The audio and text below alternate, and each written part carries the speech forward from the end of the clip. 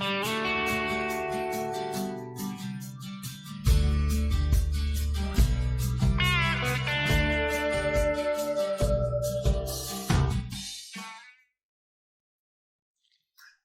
안녕하십니까. 세상읽기의 심리학자 김태형입니다. 반갑습니다. 김진양입니다. 전 개성공단 이사장입니다. 네, 반갑습니다. 윤석열이 지금 벼랑 끝에 몰렸단 말이죠. 뭐 잘못하면 뭐 탄핵을 당할 수도 있는 상황이고 앞으로 계속 맞는 일만 남았어요. 그러면 윤석열이가 이 위기를 타개하기 위해서 아까 말씀하신 듯이 경고망동할 위험이 커지지 않겠습니까? 소장님은 최고의 심리 분석 전문가잖아요. 네. 제가 한번 이번 선거를 딱 끝나자마자 윤석열 대통령 입장에 한번 서보려고 해봤어요. 네. 제가 아는 윤석열 대통령, 뭐 여러 산무가이가 뭐 맞잖아요. 이런 생각이 들어요, 저는. 진짜 대통령이 하기 싫을 거다. 그냥 밤에 술이나 먹고 뭐 그러면 되지. 뭐 국가를 위해서, 국민을 위해서 대통령 한 거 아니잖아요. 그렇죠. 권력을 한번 쥐어보고 싶었던 거잖아. 맞습니다. 그 과시욕, 네. 엄청난 그것도 아니고 열패감이 어떤 수준이, 열등감 수준인데, 근데 해보니까 주구장창 욕만 먹고 머리는 아프고 또 하지 마라 하고, 진짜 때려치고 싶은 생각이 꿀뚝 같을 것이다. 근데 네. 때려치는 순간 네. 법률적 감옥 가셔야지. 구속 상태로 네. 온 가족이 내몰릴 것 같으니까 버티는 거 아니냐. 아. 그것만 면해주면 아씨 나 안 해. 이럴 것 같다는 생각이 좀 들긴 해요. 그 정도로 아무 생각이 없잖아요, 사실은. 저는 아무 생각이 없다고 생각해요.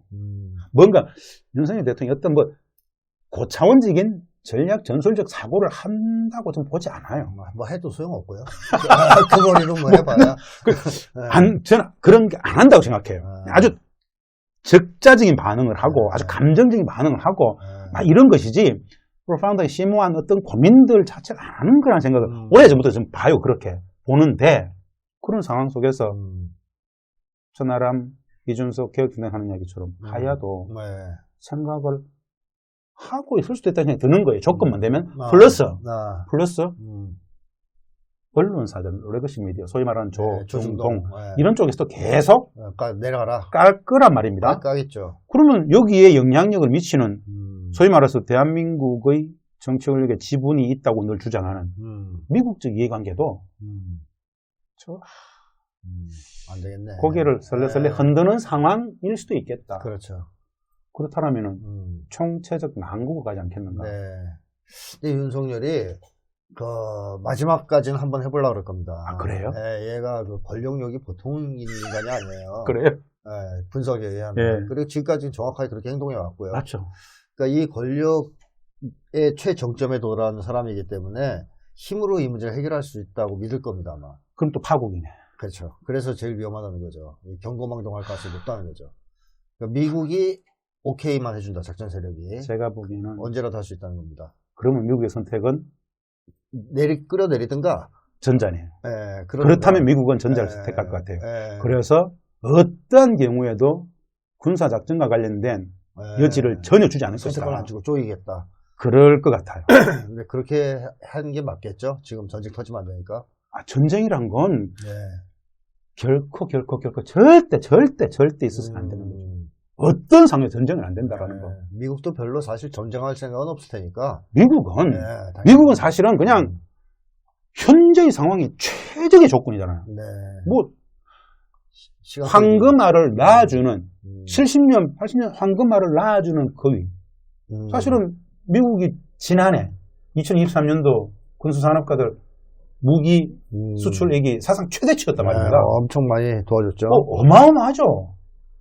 그 한 축이 우크라이나 전쟁뿐 아니라 이 한반도에 있어서 인도태평양 전략을 고도화하면서 뭐 대만 문제라든가 이쪽에 군사적 긴장이 고조되는 과정 속에서 일본, 대한민국, 대만, 필리핀까지 이 일대 전체가 신냉전적 군비 경쟁에 확 들어갔단 말입니다. 그 돈이 어마어마하단 말입니다. 현재의 상태가 미국으로서는 최고죠. 터져버리면 황금알을 낳아주는 거위는 사라지고 자신들의 팔다리뿐 아니라 생명줄이 위태위태하기 때문에 맞습니다. 결코 바라지 않을 거예요. 그래서 경거망동 그건 만약에 대한민국의 그러면. 누군가가 군사적 꼰지른다. 액션을 취할 적에 있으면 미국이 가차없이 날릴 수 중요할 있다. 것이다. 왜? 그건 미국의 음. 목줄을 치는 것이기 때문에. 음. 그래서 그런 전쟁까지는 없을 것이다. 네. 우려는 그럼에도 불구하고 네. 아무 무개념한 선조칩. 그렇죠. 한동훈 대위.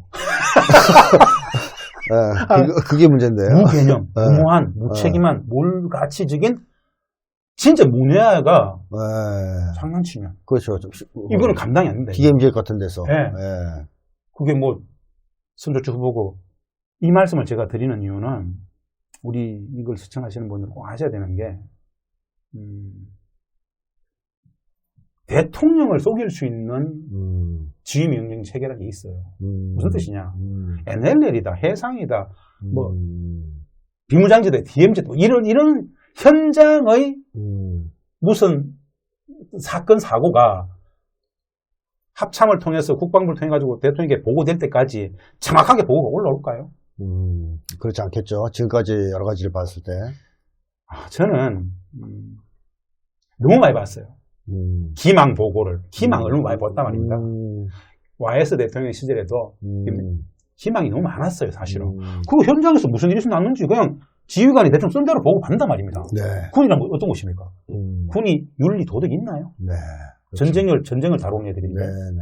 그런 상황 속에서 자기 진급 문제라든가 네. 자기가 책임질 영역과가 전혀 없어요. 그러면은 군 사망사고 얼마나 많습니까? 그렇죠. 네? 그거 다 그야말로 조작되는 것처럼 남북 간의 군사적 기능을 충돌시키는 그런 사건들도 실은 많이 왜곡, 날조돼서 대통령에게 보고가 돼요. 네, 그렇겠죠. 너무 많아요. 그걸 제가 일일이 지금 이렇게 그때 무슨 사건 공개를 할 수는 없어요. 노무현 대통령님도 NLL 상의 사건 사고 관련해서 기망 보고를 많이 받았고 우리는 그거 덮을 수밖에 없는 상황들이 있었어요. 그렇기 때문에 군사적 충돌과 관련된 전쟁 위기는 항존해요. 항상 있다. 그게 불안한 거죠. 그러면 빨리 어떻게 해야 되겠는데요. 이 선조치 후보고를 지금 지시한 윤석열을 어떻게 처리를 해야 되겠네요. 이건 내가 보기엔 선조치 후보고라는 것은 그만큼 네. 말은 시원하고 맞는 말 같은데 네. 그것이 5천만 전체의 생존권을 위험에 빠뜨릴 수 있는 거랍니다. 그렇죠. 신중하게 네. 어떻게 선조치 후보고 어떤 작전과 작전이 붙으면은 대응해야 될 겁니다. 근데 무슨 유사 상황이 발생했는데 그렇죠. 그 판단을 현장에서 다 하라는 것은 말이 안 됩니다. 말이 안 됩니다. 큰일 납니다. 네. 그래서 적각 보고 네. 적각 보고 이건 뭐 시간이 오래 걸리지 않습니다. 그렇죠. 적각 보고 바로 조치 네. 지휘 받아가지고 명령 체계 속에서 그렇죠. 특히나 휴전선에 있는 네. 비무장지대 이쪽은 최전선 전방은 절대 그렇게 해야죠. 절대 그러면 안 됩니다. 네네네. 자, 그래서 윤석열이를 일단 끌어내려야 되는데, 이 국회, 새로 구성된 국회에서, 뭐, 윤석열 끌어내리는 것도 해야 되겠지만, 외교 정책이라든가, 뭐, 아까 말씀하신 한미 관계라든가, 예. 이런 것들을 좀 바꾸기 위한 노력을 해야 될 거 아닙니까? 예. 그래서 그거를 지금 자발적으로 할 생각은 없는 것처럼 보인다. 뭐냐 하면, 제가 아까 그 말씀 드렸죠. 학자라서가 아니고 말입니다. 유일한 관심은 하나 국민행복이잖아요. 국민의 기본 전제가 있어요. 전쟁이 끝나지 않은 땅에서는 전쟁을 끝내야 되잖아요. 그렇습니다. 그렇죠. 전쟁 자체는 끝내야 될 거 아니야. 그렇죠. 어떻게 전쟁이 끝나지 않은 땅에서 계속 전쟁하겠다고 막.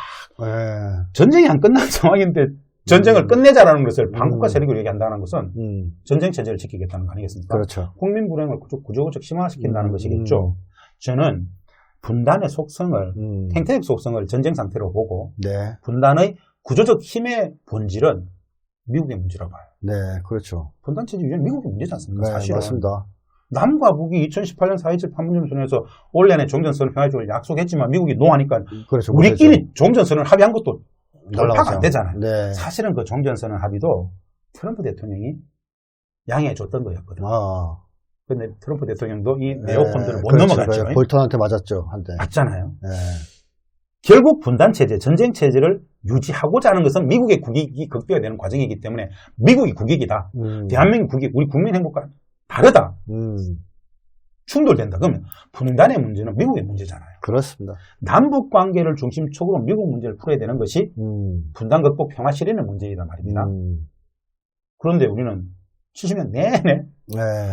한미 동맹. 말은 동자인데 네. 한미동맹이 사실은 종속적인 아주 애속적인 불평등 관계지 않습니까? 그렇습니다. 동맹은 저는 뭐 아니죠. 분단 문제를 푸는 데 있어서 네. 이제는 우리 국민들이 알아야 된다. 무엇을 알아야 되는가? 한미동맹을 떠받치고 있는 한미상호방위조약. 말은 한미상호방위조약 진짜 좋은 말이잖아요. 근데 한미상호방위조약 조약 문구 하나를 보고 있으면은 읽다가 분노가 치밀어서 찢어버리고 싶을 정도로 네. 계속적인 불평등 구조라. 불평등 조약이다. 마찬가지로 네. 전시작 정권지휘권 마찬가지입니다. 그렇죠. 50년 7월 14일 날 이승만이 메가드에게 편지를 썼어요. 이 적대가 유지되는 동안은 전작권을 미국이 준다. 드리겠다. 네. 까다로워진 거잖아요. 네. 그걸 메가드는 수락했고. 네. 그 표현도 재밌습니다. 예. 이 전작권의 문제, 그리고 중화민군 주둔군 지협적인 문제, 마음껏 부지를 내놔라, 뭘 내놔라, 다 내놔야 되지 않습니까? 네. 방위 분담금, 어마어마한 돈 우리가 네. 전 세계 어느 나라도 미군 부대를 마음껏 주고 거기에 방위 분담금 내는 나라는 없어요. 땅 사실은. 주고, 예. 뭐, 딴 거 주고. 이 네 가지 조항을 우리 국민들한테 이제 속속들이 설명을 해주고, 네. 전 세계 어느 나라도 주권 국가로서 이렇게 하는 나라가 없다. 그렇죠. 이게 70년 전의 문제이기 때문에 대한민국의 국가적 영향이 이만큼 커졌고, 네. 경제력도, 민도도, 민주주의도, 국가적 영향이 이만큼 커졌기 때문에 좀 재조정하자. 네. 이 재조정이 될 때 건강한 한미관계, 건강한 평화가 이루어진다라고 설명을 하고 절차로 가면 돼요. 네. 가면 돼. 이거 한미상호방위조약도 작전권의 문제도 다 하면 돼. 국회가 이걸 해주면 좋은데 지금 제가 아. 유력한 의원들, 네. 장차관 지냈던 국방부 사람들 만나가지고 이 얘기를 하면요. 네. 제가 늘 따져서 얘기하죠. 국방부 장관 출신들한테는. 장관이 그거 왜 못했어? 이러면은 김 박사 알다시피 대한민국에서 그런 걸 문제제기한다는 것 자체가 그건 불경죄에 해당됩니다. 무서워합니다. 무서워하죠. 어마어마한 두려움. 네, 네. 당신 어떻게 그런 생각을 할 수 있냐는 거예요. 아니 왜요?